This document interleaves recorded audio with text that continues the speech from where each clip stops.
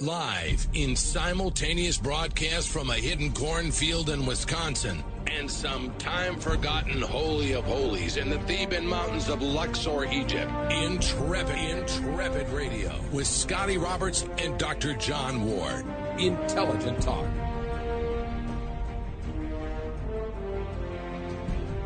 Oh, we're back. Now that has to be my jaw just dropped, John. That has to be the most mentally devouring I have ever heard from you. oh, we're back with a question mark at the end. Oh, we're back. Folks, I wanted to lead in with this, which I let in at the beginning of the show if you weren't here. Just off the back cover of Jason Miller's book, Sex, Sorcery and Spirit, The Secrets of Erotic Magick. It says on the back cover, the sexual act is possibly the most potent and pleasurable gateway to the primordial and the divine. From the Tantra, you're doing it right. There you go. If you're doing it right. I want to say, hey, did my wife like that? Hang on. I'm hanging. Jason. Yes. What is the benchmark for doing it right? I want to know, what is the benchmark? How do you know if you're doing it right? Is it a primordial experience? Well, I mean, but you get those shakes.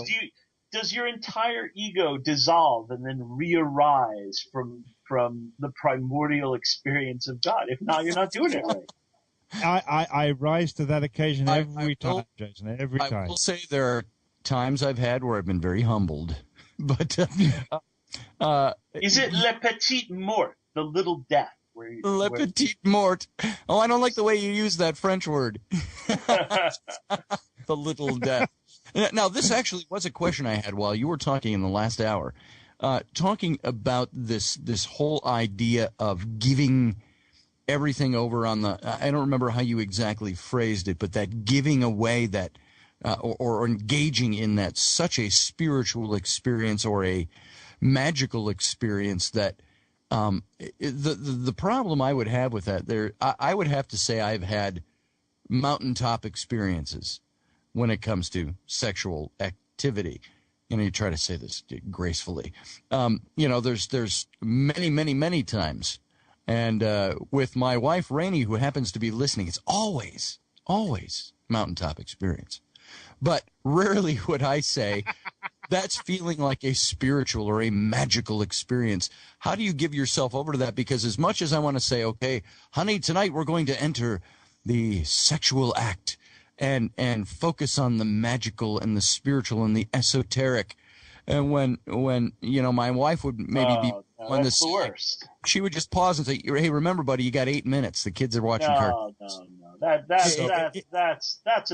That'll kill your boner right there. I was going to say, is that your chat up line? Yeah. Come, Rainey. Come, Rainey. Let's enter the esoteric in the bedroom. That's all fake, fluffy, foo-foo spirituality. Real spirituality, real magic is heat and fluid and passion and everything that sex should be, and real world. I mean, it's energy. If there's no energy, then, you're having girl problems. I feel bad for you, son. But, it's about that energy. You feel energies rise in the body, and you move with those energies, and you blend those energies and fluids in, and you create magic. And, at times the magic results in a literal physical child, and at times you use the magic and you focus it on a specific goal. It could be an outer goal, or it could be the inner goal of spiritual development. But at its basis, the physical act of sex is a very spiritual thing if you allow it to be, but you shouldn't have this sort of foofy high, idea. I can honestly say, and I'm not trying to just make it comedy here at all, but I have to say I've rarely entered into a time of sexual experience thinking this is going to be magical. I mean, I've entered Seriously, and gone, wow. Have you never Not in thought those that? terms. Not in those terms. I have said, if I'd have sat with my buddies after they say, "Hey, how was it with you and so last Friday?" And if I answered and said, "It was magical," you know, you get teased into oblivion. You're using the terminology of magical and the connotations and such with the word magic. But surely, I mean, I'm speaking personally now, and I'm sure Maria will come up and hit me with something like a wet kipper or something later on. But there are times, and it's not every time, and I'm sure you will agree with this, Jason, that it's near enough damned impossible to do it every time because we're just human at the end of the day.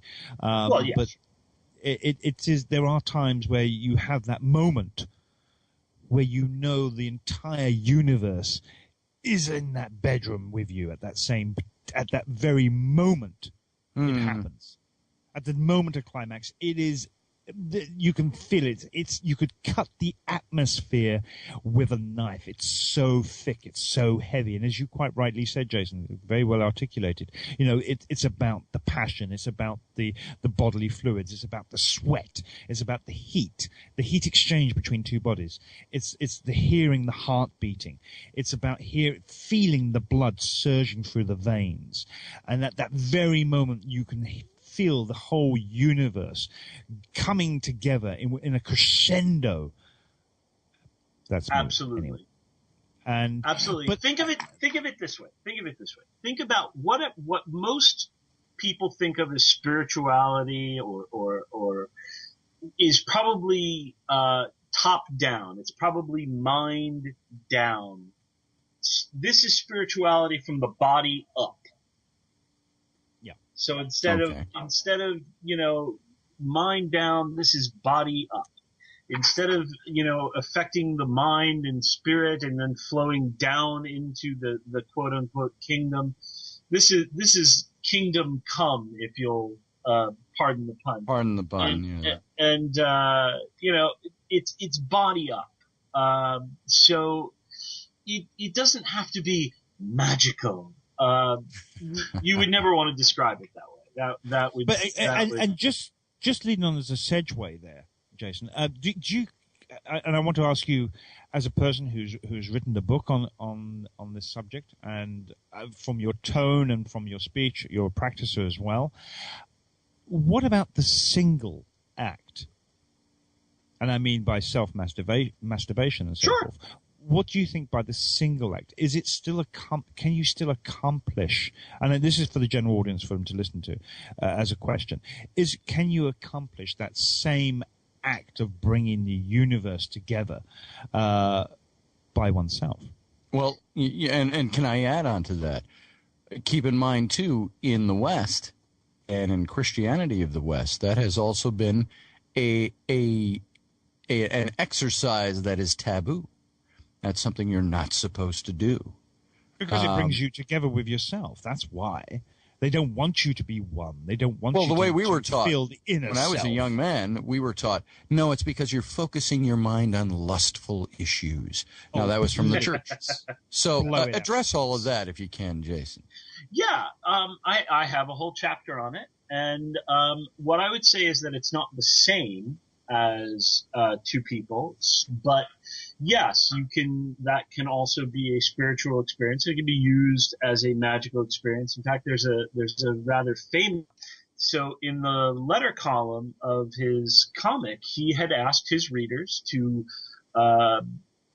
perform a solo act of magic, shall we say, while staring at the sigil that he put, this magical sigil, to get his comic book renewed.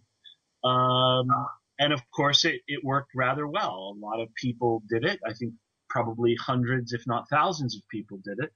And, the comic was renewed and he was able to continue the story until the end. So yes, certainly, there are magical orders like Aleister Crowley's, Ordo Templi Orientis that have degrees that are focused on, autoerotic magic.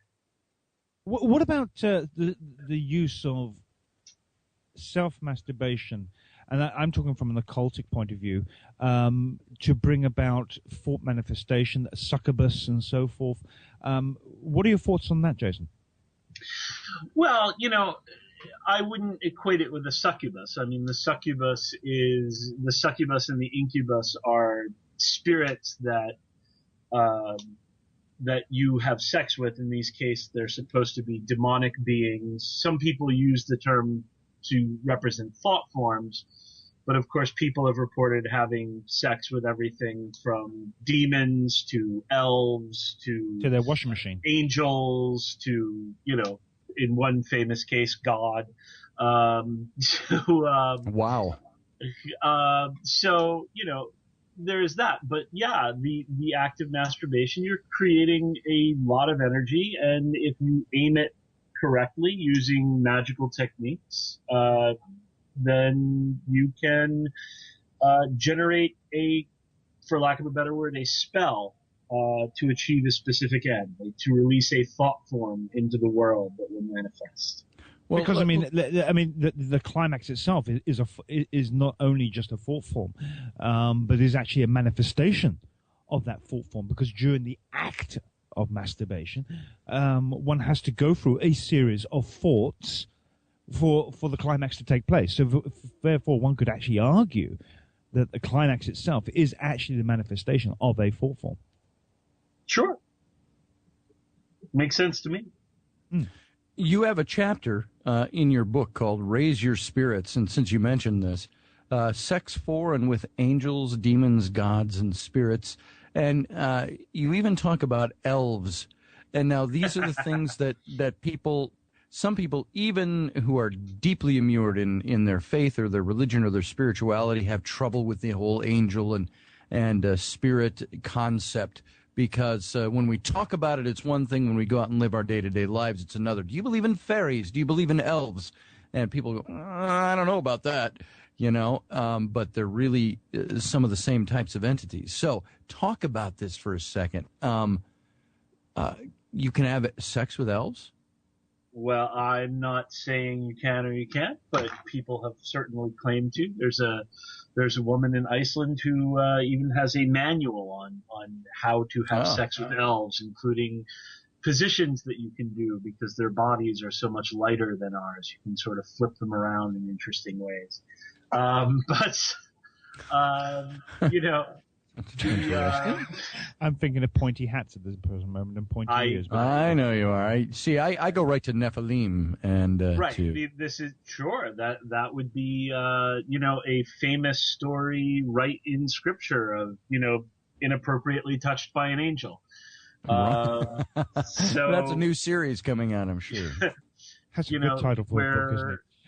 The angels of the Lord came down in I think Genesis 6 and saw that the daughters of man were fair and began to have sex with them and spawned a race of giants. And this all gets played out more in the book of Enoch that we found in Ethiopia. Yeah. But it's an old story, and of course a lot of magical traditions look back to this as the origin of where magical ability comes from. That, there are traditions of witchcraft, for instance, that look at this as the beginning of the witch blood, or the sangreal, the sacred blood. Right. I have to interject here. You've just reminded me of a magical spell that is used still to this present day, and I'm not going to say any more on that, but I just don't ask me how I know. But I have heard, and I have spoken with certain shaman here, where they will use the fresh skin peeled from a donkey, upon which, if the wife is not becoming pregnant, the husband will masturbate over the piece of freshly cut skin of a donkey, and then afterwards the skin is then inserted into the woman, upon which she becomes pregnant. See, that just poses all sorts of hygienic questions for me. but I was just reminded of that fact. I don't know why I was reminded of that, but there are certain things that still happen today, especially here in the Middle East, where it comes down to folklore, it comes down to legends and so forth. But there are still these kind of, one could say, sexual acts that still go on even today, which are very medieval, if not pre-medieval in their essence, especially when it comes to donkey skin and so forth. So, sorry, Jason. Sorry for interrupting there. But no, that's a good example. I'm not familiar with that one. Yeah, but it makes sense.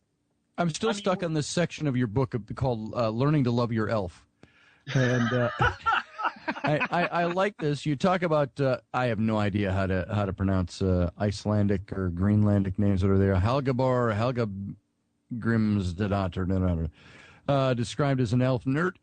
Excuse me, sorry about that. Missed my mute button.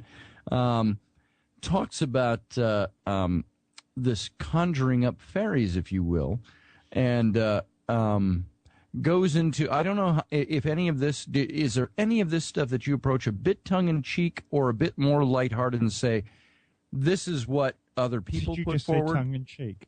Tongue-in-cheek, sorry. There's so many, everything's an entendre. But they say to lay out a feast and describe the offerings, lay out the offerings, make a simple prayer. And you put this prayer in here. It says, it starts with, "Oh, elvish spirits of the land, come forth and partake of this feast. Dryatic beings of the woods, gnomes of the earth, sky dancing," and so on.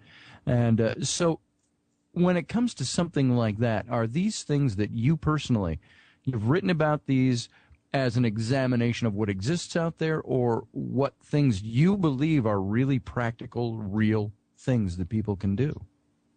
That chapter that is one of the few chapters where it is more me reporting on things that have been done for the sake of completeness.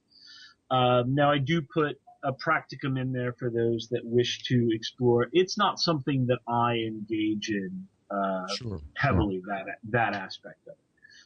I, like you guys, am married with children, and it would be hard to explain. I don't think the wife would appreciate me running off having sex with elves. And I was going to say, how does that stop you? And apart from how does that stop you actually having your own elf as a sexual playmate? But where does one draw the line? And I'm going to just change the flow here a little bit. Right, how does one draw the line between elves, and you used the word before, and the audience knows my position on this when we hear this word being mentioned, demonic. Where's the line drawn between a demonic spirit and an elf? Well, I suppose that depends upon what your background is. Now, for me, I try not to fall into this, there are good spirits, there are bad spirits, and there are neutral spirits. But that's where, medieval Europe would be. So someone like Henry Cornelius Agrippa would say that there are these, demonic spirits that are evil in nature. They may even be friendly, but ultimately they're so flawed or evil in nature. And then you have angelic spirits, and then in between you maybe have nature spirits, genus loci, and so on. Now I can still see that dichotomy, but I view it more in the way that it's done in the East, where you see wrathful spirits, or you have very egoistic spirits, and then you have some very non-egoistic and peaceful spirits. So, sometimes there are just spirits that are particularly passionate and passion-driven. And then you have other people like Jake Stratton Kent, who would argue that, a spirit is a spirit is a spirit, and most of them were actually dead human beings that, became demonized as Christianity, and even before that, could be demonized under pagan religions as well. So I don't like to throw any spirit into a firm category. I like to have a certain nimbleness of mind when approaching these things. Yeah. So, you judge a spirit by how it's behaving. Is it causing you a problem, or is it not causing you a problem? If it's causing you a problem, are you referring to your elves now, Jason? No, there's no elves hanging around. No, well, that's good. And but I make really, offerings to the local spirits, so there are elves hanging around. I have to honestly say, I did that on a piece of property that we owned. I went out to the Four Corners and the fairies and the elves of the land. I don't know what I believed about them, but I was told by people who said, you should invoke or do some offering. We put little snacks out or whatever and things like that, and a coin in a little dish out on the four corners of this 40-acre plot. But this is something that falls so outside the realm of what I was taught and how I was raised. And even people in the chat room, we were some comments being made. This is the stuff that falls outside that realm of really being able to grasp it. And my question would be, can we not grasp this because of a certain religious fundamental element of faith that we've adhered to, that we were raised in, and so we cannot grasp this, or we cannot go as far as I can go as far as ghosts, but boy, take me to fairies and you've lost me. I first would say that Catholics and Christians in Catholic countries tend to be really good about grasping this kind of thing. It's Protestants that seem quite anti-magic. But when you go to Italy, they have no problem grasping this kind of thing. When you go to South America, they have no problem grasping this kind of thing. And, I don't want to camp on this tonight. We spend some time on it because it is probably one of the more edgier, fringier elements of some of the things that you're talking about. It deals with those elementals, if you will, in a different way. So yeah. I don't want to belabor that point too much and take all our time talking about that and miss all the practical side of this. It's sex magic. Is this something that you would advise that people engage in for what reasons? Will it better your relationship? Will it better the sexual experience? What are the elements involved in making that happen that bring this down to a, okay, I get it level for people? Well, with all the techniques, there are mundane benefits and there are spiritual benefits. So, certainly mundane benefits, through the practice, you will learn to control your orgasm when and you do it, for instance. So you can last longer, you can have better sex, but ultimately that's not the point of the book. You could read. Right. You could read articles in Maxim magazine that still draw on the same techniques that I'm talking about. They just don't call it magic. Right, but because they focus purely on the physical techniques. What I'm talking about are spiritual changes, what in alchemy would be sublimation, the literally making of something more subtle, getting the mind sharper, more clear, more in tune with your real self, your genuine awareness, rather than the push and pull of cause and effect that we go through every day. All the benefits of meditation and mindfulness are all included here, as well as some, very physical ones. Those who are looking to do practical magic will also find techniques here, both in terms of how to use sex to see spirits and have visionary experiences, and also how to affect change using, for instance, like Grant Morrison did with his famous sigil, to find a job or something even mundane. There's no separation in my life between what is a mundane purpose and a purely spiritual purpose. I don't get hung up on that kind of thing. It's easy to say to somebody, well, should just be for spiritual purposes only, But if their immediate need is putting food on the table, then that's their immediate need. He needs a spirituality that speaks to them. Right. Okay, well, we've got to go out to break, but when we come back, Jason, I want us to talk about, and let's hit as best we can, this whole thing of the power centers, the heart center, the chakras, if you will, and all of this stuff that's things that are really focal points for us to look at how to apply what we probably already do in some sense, but starting to understand that we're doing it. So you hang on there. This is Scotty Roberts. We've got Dr. John Ward over in Egypt, and we've got our guest, Jason Miller, author of Sex, Sorcery, and Spirit. And we're going to be out to break now for just a few minutes, and we'll be right back. So hang on. Stand by. It's a lot like riding a two-humped camel. Intrepid Radio with Scotty Roberts and Dr. John Ward. Intelligent talk.